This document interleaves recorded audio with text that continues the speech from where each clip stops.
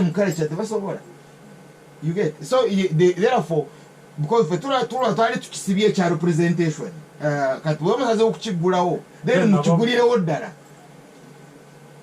Opinion yenyo. But that's characteristic of dictatorships.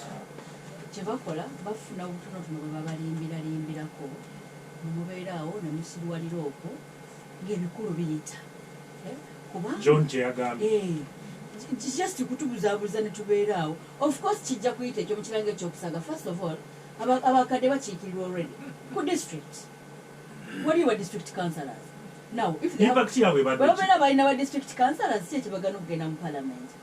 Naye weebuuza yo rationale ki? Kubanga ekyateekesawo abakyala nti affirmative action abantu baba nafuye.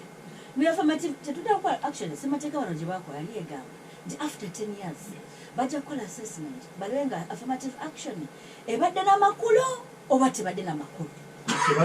Eyo assessment eri yali agikoze. Tulina abantu abasalawo okubuutikira ebifo bya affirmative action bwe byafuuka byabwe forever. Ne weebuuza kati ekyali affirmative action oba teri. Kubanga baga nti tuggyeyo bano babali less empowered bangi kati omu gwe basalawo babiri bali awo bali mu bifo ebyo bali awo mubadigida. Tetulaba kutunuulira kola assessment yabyo birina makulu tebirina abavubuka bagenda mu parliament what happens actually ebifo ebyo it's a cost.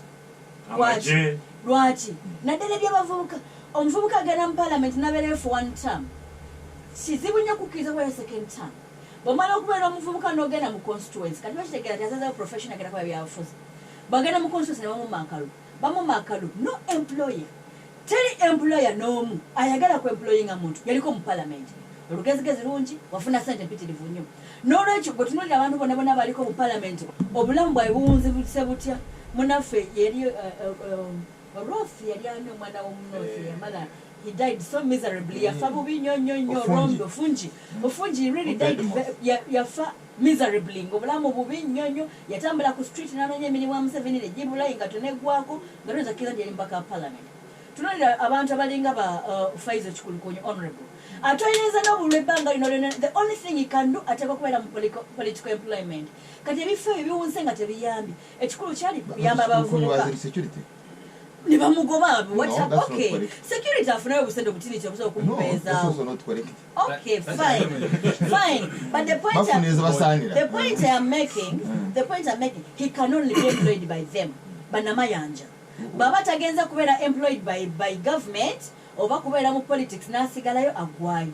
Rationale yali nti abaana abato banafune walabikira tetubalabye the 19 years ono omwana ono yali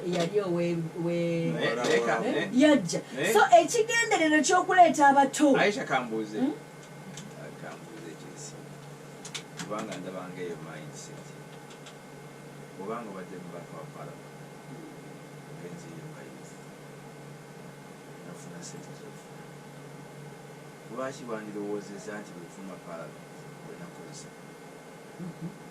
lwaki olowooza nti ensimbi z'ofunye ofunye entandikwa kwekolera ebibyo tuliendikofu entandikwa ekyobola mind zonna ziri wakutulia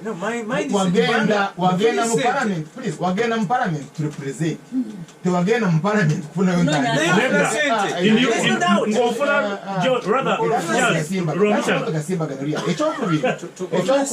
ekyokubiri let me finish this ekyokubiri nti mukulu Museveni asalawo constituencies now because ayagala two-thirds ye 24 hours kyabalowooza kiri nti parliament ejja mbeeramu ntya nga nyina 2/3 in parliament.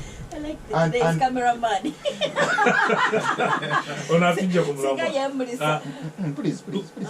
Concentrate. So, therefore, wamukulu Museveni sikusaaga agenda okuteekawo entebe nnya wataano ez'abakadde ng'olwedde abayina abagenda okuzibeeramu agenda okuteekawo entebe eza youth ng'olwedde abayina abagenda okukola kyekimu n'amagye yekyanoonya is to have 2/3 mu parliament atazakikola. So it's another form of gerrymandering. Okay, kansoke mkalango kano.